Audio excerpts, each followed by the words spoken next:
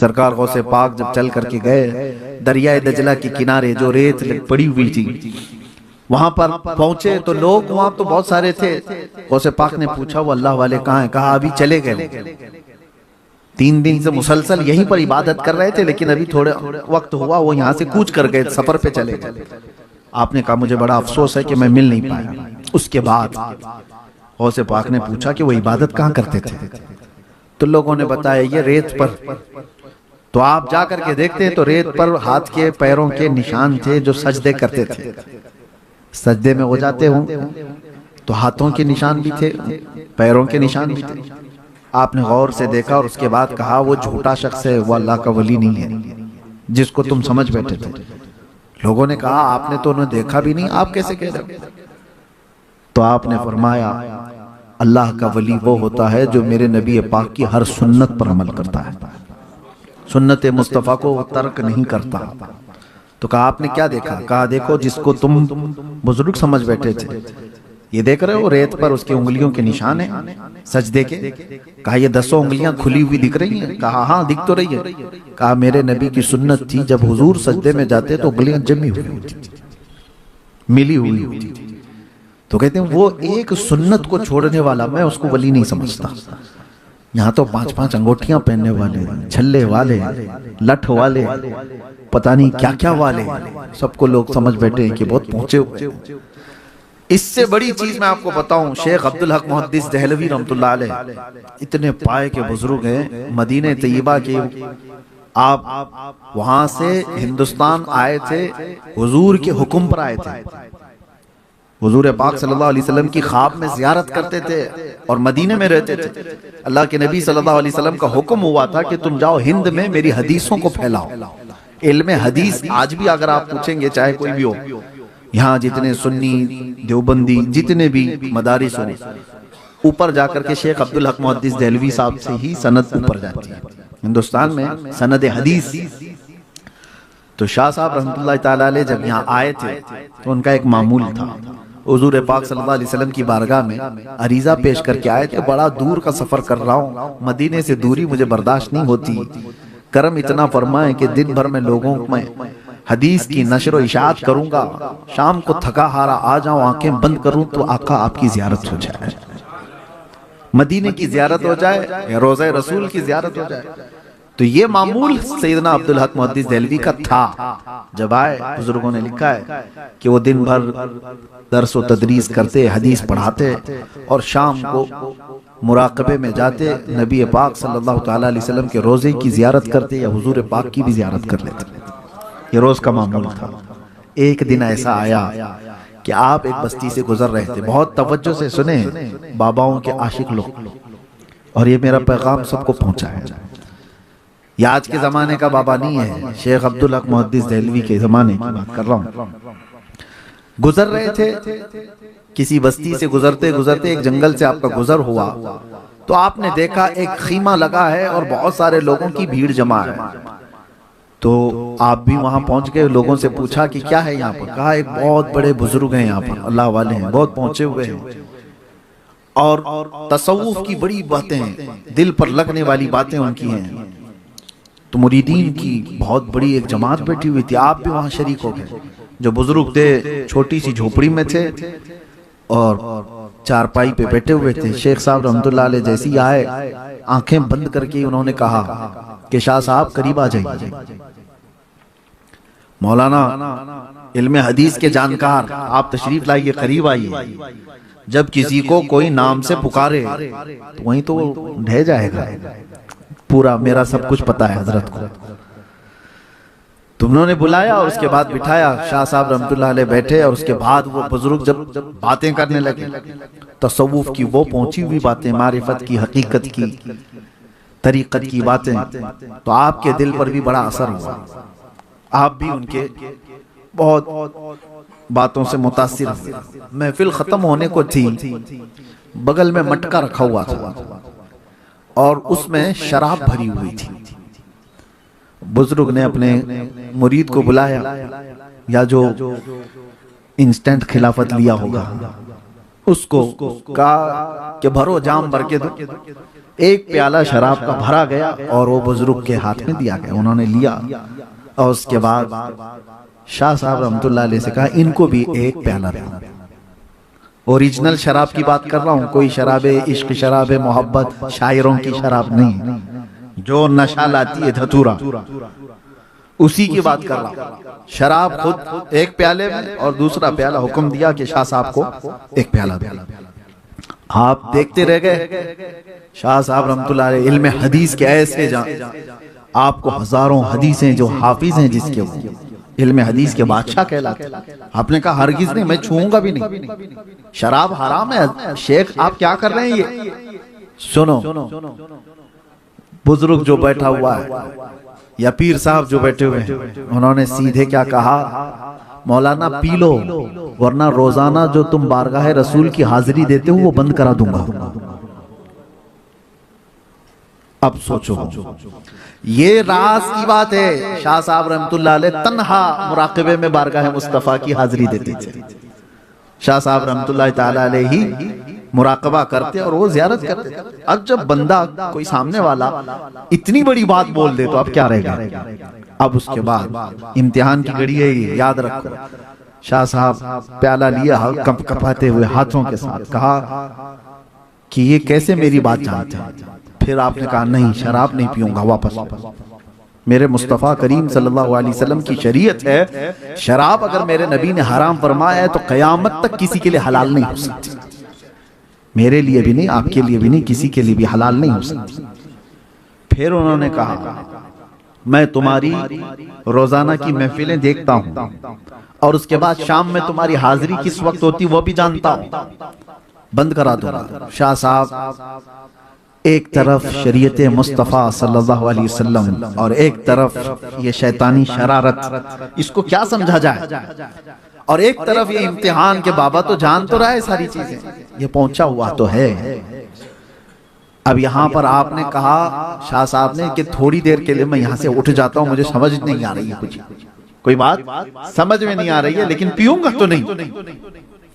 یہ عشق مصطفیٰ بچا لیتا ہے, محبت مصطفیٰ تو تھی. آپ چھوڑ کر کے اٹھے اور کہا کہ نہیں شراب تو نہیں پیوں گا, آپ کو چھوڑ دوں گا. کہا جاؤ دیکھ لینا.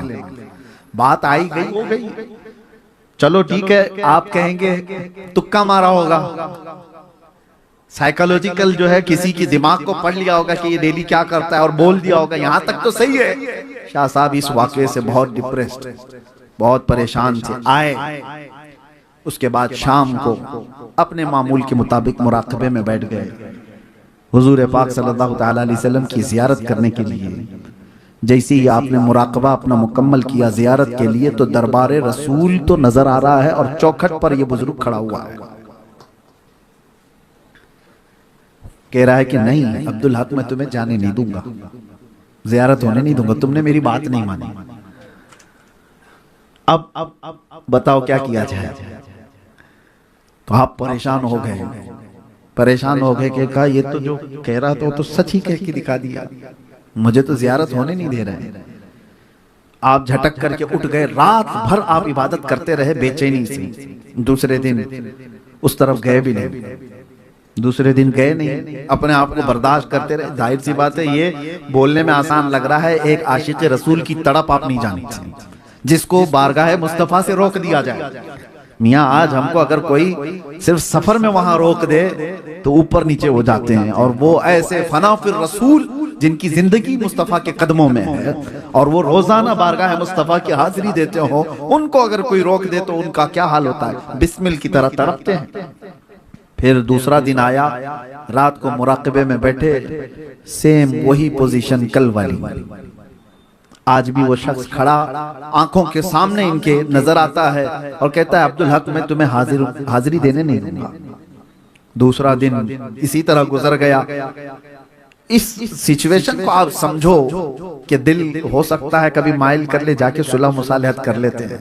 اتنی بڑی نعمت تو چھوٹ رہی ہے, اتنی بڑی دولت جو میرے ساتھ روزانہ کی تھی وہ چھوٹ رہی ہے, بات تو کر لیں, اس سے کیا مسئلہ ہے. ہو سکتا ہے وہ کوئی اوریجنل شراب نہیں پلا رہا ہو سکتا ہے کوئی اور شراب پلا رہا ہو, لیکن شیخ صاحب کہتے ہیں بدبو تو وہی دھتورے کی ہے. یہ نشہ لانے والی شراب کی بات کر رہا ہے، کیسے ہو سکتا ہے ایسے؟ بہت اپوزٹ چیز ہے۔ تیسرا دن آیا، تیسری رات آئی تو بے قراری اتنی بڑھ گئی، آپ کو میں بتا رہا ہوں۔ آج آپ نے مراقبہ نہیں کیا، آج ہمت نہیں ہو رہی تھی، مراقبہ نہیں کیا۔ اب جو اوریجنل چیز عاشق رسول کی ہوتی ہے وہ آپ نے استعمال کیا۔ کیا ہے؟ سب سے بڑی چیز جو عاشق رسول کے پاس ہوتی ہے اس کی وہ سسکیاں جو حضور کو پہنچاتی ہیں۔ بے اختیار رو پڑے، بارگاہ مصطفیٰ نے کہا اس منظر سے، اس حال سے مجھے یا رسول اللہ آپ کے سوا کوئی نہیں نکالے گا، مجھے بتا دو یا تو میں غلط ہوں، آپ کی شریعت کا پاس و لحاظ کرنے کے لیے میں کھڑا ہوں، آپ کی حدیثوں کی حفاظت کرنے کے لیے میں سب چھوڑ کر کے آیا ہوں، آقا اگر میں غلط ہوں تو مجھے مار دیا جائے، مگر اس تڑپ کو اور لمبی نہ کی جائے، اس بے قراری کو اور لمبی نہ کی جائے، اگر مجھ سے کوئی خطا ہوئی ہے۔ یہ جب دل درد سے روتا ہے تو بزرگوں نے فرمایا محمد کو ہم بے قراروں میں ڈھونڈو، محمد کو غم گساروں میں ڈھونڈو صلی اللہ علیہ وسلم۔ اچانک آپ کی آنکھیں بند ہوئی، بارگاہ مصطفیٰ صلی اللہ تعالیٰ علیہ وسلم کی حاضری نصیب ہوئی۔ صرف اتنی ہی نہیں، روضہ رسول سے تیز آواز آتی ہے اخرج یا کلب، اے کتے ہمارے دربار سے نکل جا۔ یہ ایسی آواز آئی، دروازے پر کھڑا ہوا جو شخص تھا چھٹ گیا، کہیں کوئی نظر نہیں آتا ہے، اور آفتاب رسالت اپنے پورے آب و تاب کے ساتھ عبدالحق محدث دہلوی کی آنکھوں کے سامنے، دل کو قرار، دل کو چین، دل کو سکون۔ اور پھر فرمایا گیا عبدالحق تو اپنے امتحان میں کامیاب ہو گیا، دیکھا گیا کہ تو شریعت کو چھوڑتا ہے اس چیز کے لیے بھی، یعنی حضور کے دیدار کے لیے بھی شریعت نہیں چھوڑی جاتی، دوسری تو چیزیں چھوڑو، حضور کے دیدار کے لیے بھی شریعت نہیں چھوڑی جاتی۔ شاہ صاحب رحمت اللہ تعالیٰ علیہ اس کے بعد ظاہر سی بات ہے جو اس پوزیشن پہ پہنچتا ہے نا تو پھر اس کا ایمان ہمالیہ سے بلند ہے، بہت بلند ہو جاتا ہے۔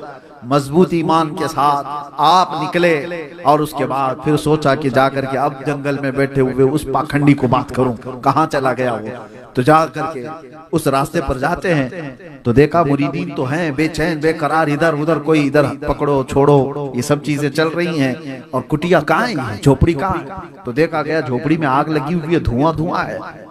لوگوں سے پوچھا کہ صاحب کہاں چلے گئے، کہاں گئے پیر صاحب، تو لوگوں نے کہا حضرت ہم کو پتہ نہیں، اچانک ایک حادثہ ہوا، ایک بجلی کڑکی، بجلی کا شعلہ جھوپڑی پر پڑا تو پڑا، بجلی کی اس شعلے سے آگ کی چنگاریاں نکلنے لگی، دھواں تو آ رہا ہے۔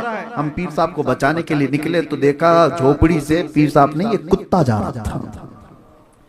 شیخ صاحب نے فرمایا کتا ایسا ہی نہیں تھا، میرے مصطفیٰ کے حکم پر نکلا ہوا کتا تھا، وہ شیطان تھا، اور شیطان کو اللہ نے اتنی طاقت دی ہے وہ تمہارے تصورات میں بھی آ سکتا ہے۔ آپ کیا سمجھ رہے ہو؟ تمہارے تصورات، بلکہ یہ فرمایا گیا ہے کہ شیطان تمہارے خون کے ساتھ دوڑ رہا ہے، خون کے ساتھ دوڑ رہا ہے۔ تو یہاں تک بھی بات پہنچ جائے تب بھی یاد رکھنا میرے مصطفیٰ کی شریعت کو نہیں چھوڑ سکتے، حضور پاک صلی اللہ تعالیٰ علیہ وسلم کو چھوڑ کر کے، ان کی شریعت کو چھوڑ کر کے، چاہے کوئی بھی ہو وہ ٹھوکر میں ہے۔ بے ان کے واسطے خدا کچھ عطا کرے، ہاشا غلط یہ حوث بے بسر کی ہے۔ اعلیٰ حضرت فرماتے ہیں بخدا خدا کا یہی ہے در، نہیں اور کوئی مفر مقر، جو وہاں سے ہو یہی آ کے ہو، جو یہاں نہیں تو بات سمجھنا ہے، جو یہاں نہیں تو وہاں نہیں۔ کوئی اگر کہتا ہے میں پہنچا ہوا ہوں اللہ کی بارگاہ میں، پہلے یہ دیکھو مدینہ پہنچا ہے کہ نہیں پہنچا، جو یہاں نہیں تو ہاں یہ ہو ہی نہیں سکتا۔ بے ان کے واسطے خدا کچھ عطا کرے، اور پھر اعلیٰ حضرت تو یہاں تک کہتے ہیں اللہ کا ذکر کرتے ہو نا، اللہ کا ذکر کرتے ہیں ہم، اللہ اللہ اللہ اللہ، یہ ذکر ہے، بہت سارے اذکار ہیں، لیکن عاشق رسول کیا کہتا ہے، کبھی اس میں بھی آ کر کے بہک مت جانا کہ شیطان کو رب تبارک و تعالیٰ کی وحدانیت سے کوئی ٹینشن ہی نہیں ہے، پہلے سے وہ اللہ تبارک و تعالیٰ کا مخالف تھوڑی نہ تھا، وہ اللہ تبارک و تعالیٰ کو چیلنج بھی دے کر کے جو آیا نا قرآن میں ہے 23ویں پارے میں، کہتا ہے فَبِعِزَّتِكَ لَأُغْوِيَنَّهُمْ أَجْمَعِينَ، تیری عزت کی قسم۔ اللہ سے کیا کہہ رہا ہے وہ؟ تیری عزت، یعنی شیطان مانتا ہے نا اللہ کی عزت پہ اس کو سوال نہیں ہے۔ تو ذکر کے متعلق بھی آپ کو میں بتا دوں، اس سے ٹینشن نہیں ہے، اللہ کے ذکر سے۔ اعلیٰ حضرت یہی کہتے ہیں ذکر خدا جو ان سے جدا چاہو نجدیو، ذکر خدا جو ان سے جدا چاہو نجدیو، یعنی حضور کو چھوڑ کر کے اگر تم کہتے ہو کہ خدا کا ذکر ہے، یہ کہتے ہیں واللہ ذکر حق نہیں، کنجی سقر کی ہے، یہ ذکر حق نہیں ہے، جہنم کی چابی ہے۔ یہ سب مسائل آپ سمجھو، اور اس بات پر ہماری گفتگو ختم کرتے ہیں کہ انہیں جانا انہیں مانا، نہ رکھا غیر سے کام، للہ الحمد میں دنیا سے۔ اس کے دوسرے شعر پر آپ توجہ دیں، اعلیٰ حضرت کیا فرماتے ہیں، کسی کا کوئی بھروسہ نہیں ہے کہ مرنے کے وقت کس حال میں جائے گا، کسی کو پتہ نہیں ہے۔ آپ مسلمان مرو گے یا نہیں مرو گے لکھ کے دے سکتے ہو، اسی پہ تو ڈر کے زندگی گزار رہے ہیں نا۔ اولیاء کرام روتے بھی اسی بات پر تھے کہ ابھی تو پتہ ہے لیکن آخری وقت کیسے آئے گا پتہ نہیں، آخری وقت کس کا کیسا آئے گا۔ ہم نے بہت ساری ایسی موتیں دیکھی ہیں، اللہ بچائے حادثاتی موتوں سے، کہ اچانک بہت بڑی مصیبت آئی اور ان کے جملے کفریہ نکلے اور موت آ گئی۔ آخری وقت کسی کا نہیں معلوم، مسلمان مرے گا کہ نہیں مرے گا کوئی اس بات کی گارنٹی نہیں دے سکتا، لیکن اعلیٰ حضرت فرماتے ہیں ایک چیز ہے جو تمہارے آخری وقت بھی اچھا ہونے کی ضمانت دیتی ہے، وہ کون سی چیز ہے؟ انہیں جانا انہیں مانا۔ یہ دروازہ پکڑے رہو گے تو ہوگا کیا؟ للہ الحمد میں دنیا سے مسلمان ہوں، یہ پکا ہے انشاءاللہ۔ یہ دروازہ پکڑے رہو گے تو ایمان کی حالت میں دنیا سے جاؤ گے۔ اللہ تبارک و تعالیٰ اسی راستے پر ہم سب کو گامزن رکھے، بارگاہ غوث سے، بارگاہ غریب نواز سے، بارگاہ امام اہل سنت سے ہوتے ہوئے اللہ تعالیٰ صحابہ تابعین کے اس راستے پر ہم کو چلائے اور دین کی سچائیاں ہمیں عطا فرمائے۔ وآخر دعوانا ان الحمدللہ رب العالمین۔ السلام